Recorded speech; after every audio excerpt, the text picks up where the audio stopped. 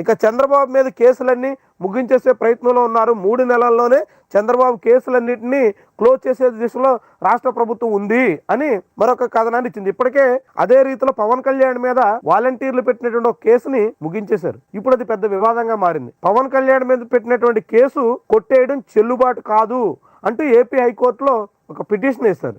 జడా శ్రవణ్ కుమార్ ఆ పిటిషన్ ని వాదిస్తున్నారు. ఆయన మీద వాలంటీర్లు మహిళల ఉమెన్ ట్రాఫికింగ్ సంబంధించినటువంటి కేసుల్లో వాలంటీర్ల పాత్ర ఉందంటూ పవన్ కళ్యాణ్ ఎన్నికల ముందు చేసినటువంటి ఆరోపణ మీద గుంటూరులో కేసు నమోదైంది. ఆ కేసుని గుంటూరు సంబంధించినటువంటి 4వ సెషన్స్ కోర్టు జడ్జి కొట్టేస్తూ ఆర్డర్ ఇచ్చారు. రాష్ట్ర ప్రభుత్వం ఆ కేసును ఉపసంహరించుకోవాలని నిర్ణయం చేసుకున్న తర్వాత కేసును కొట్టేస్తున్నట్టుగా ఆర్డర్ వేశారు. ఇది చెల్లుబాటు కాదు. ప్రజాప్రతినిధులకు సంబంధించినటువంటి కేసులన్నీ విజయవాడలోని ప్రజాప్రతినిధుల కోర్టులో మాత్రమే ఉపసంహరణ జరగాలి. నిబంధనలకు విరుద్ధంగా గుంటూరు కోర్టు కేసుని రద్దు చేసింది కాబట్టి ఇది చెల్లుబాటు కాదు.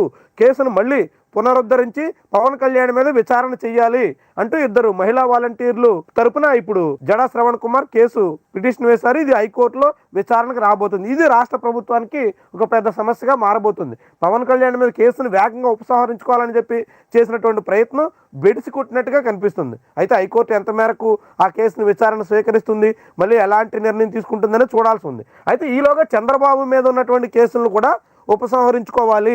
చంద్రబాబు మీద ఏపీ సిఐడి పెట్టినటువంటి స్కిల్ డెవలప్మెంట్ కార్పొరేషన్ కేసు ఉంది.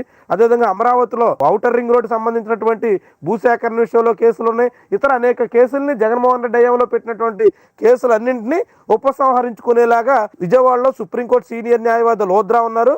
ఆయన ఆధ్వర్యంలోనే పోలీసు, సిఐడి, ఇంటెలిజెన్స్ ఉన్నతాధికారులతో 2 రోజులు భేటీ జరిగింది. ఆయన డైరెక్షన్ తగ్గట్టుగా సాక్షుల్ని బెదిరించి పత్రాలు తారుమారు చేసి ఎంతైనా వేధించి వాంగ్మూలాలు మార్చేసి కేసులను ఉపసంహరించుకోవాలి అని నిర్ణయం చేసినట్టుగా సాక్షి పత్రికలో కథనం వచ్చింది.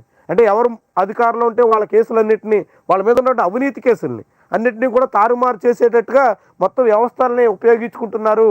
ఇది చాలా జరుగుతుంది, చాలా చూస్తున్నాం మనం. దేశవ్యాప్తంగా రాష్ట్రంలో అనేక వ్యవహారాల్లో మనం చూస్తున్నాం. దాని కొనసాగింపుగా ఇప్పుడు చంద్రబాబు కేసుని ఆ రకంగా ఉపసంహరించుకునే రీతిలో ఉన్నారు అన్నట్టుగా ఇది రాశారు.